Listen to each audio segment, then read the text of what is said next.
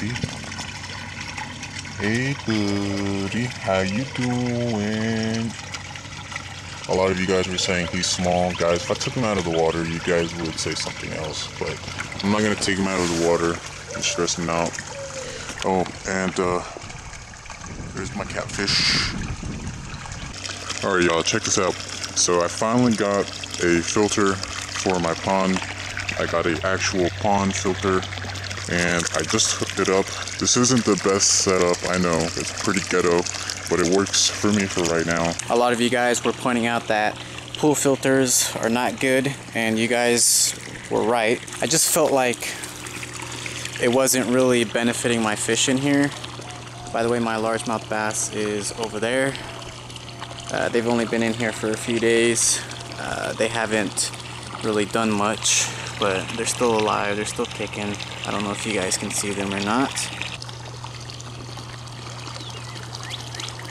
So this is the pump that I got. I just went to Home Depot and I grabbed this pump right here.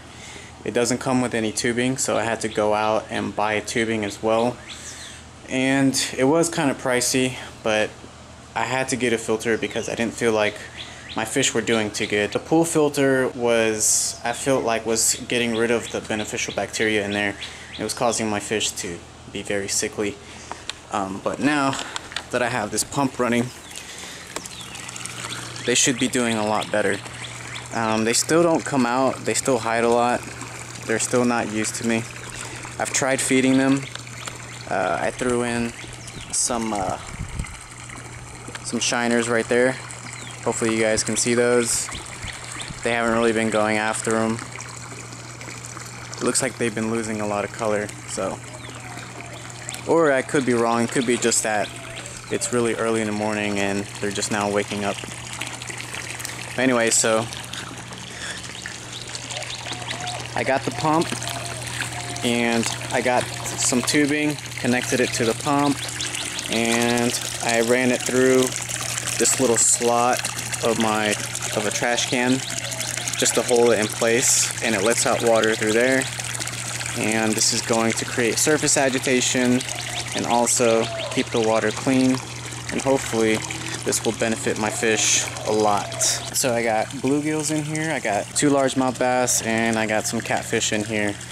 And hopefully the water clears up and it gets a lot cleaner, and then maybe I'll stock some more fish in here. Let me know what else you guys want to see in here, and also let me know what you guys think of the setup. Do you guys think this is enough to sustain a healthy life for these fish? If not, let me know what I can do to improve the health of these fish, because I've never had a pond before, so this is all new to me. So I know a lot of people that watch my videos, they're very knowledgeable, so any advice, any tips would be greatly appreciated. Okay y'all, so I just wanted to do something new, and what I'm gonna start doing is that at the end of every month I'm gonna do highlights. And what this means is that for the whole month I'm going to give highlights of what happened this month. So in the month of April, one of the biggest things that happened to me is that I caught this beautiful fish here that you see right in front of you. This is the monster sunfish that I caught on a crankbait. And if you guys want to see me do some fishing videos where I do some catch and release for these monster sunfish again, please let me know down below.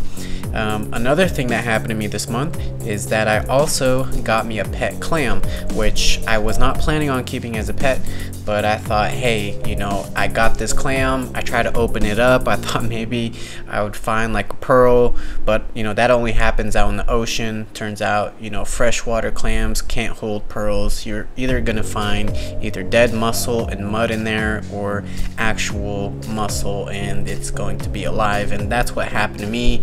And unfortunately, I tried opening it, and I opened it halfway and I realized, oh, this thing is alive. Now I feel kind of bad. Maybe I should try to take care of it, and so far it's doing well. I'll be doing an update video on the clam pretty soon, but he is loving the 29-gallon tank. I've kept him in there. I did not think that he was going to survive in there because I read online that clams are just really hard to keep alive in a fish tank, but I haven't had any issues with my clam, even though that I opened it halfway, which I know, guys, I feel really bad for doing that. Hopefully clams don't feel pain, because if they do, I totally messed up there, and I admit to being irresponsible on that part. I also got some new fish as well. I got some humphead glassfish. I did get 3. I'll be honest with you guys, 2 of them passed away. It was my first time getting these fish, and I got these guys from Petco. Petco doesn't usually keep these fish, but you know, I saw them and I asked the lady there, you know, I was like, do you know anything about these fish? You know, obviously you don't always want to ask Petco employees that. You want to do your research online. I also did that too, and I didn't know that they were going to be aggressive to the point where they were going to kill each other, and that's what happened. Now I only have 1. Now I also have some Apollo sharks.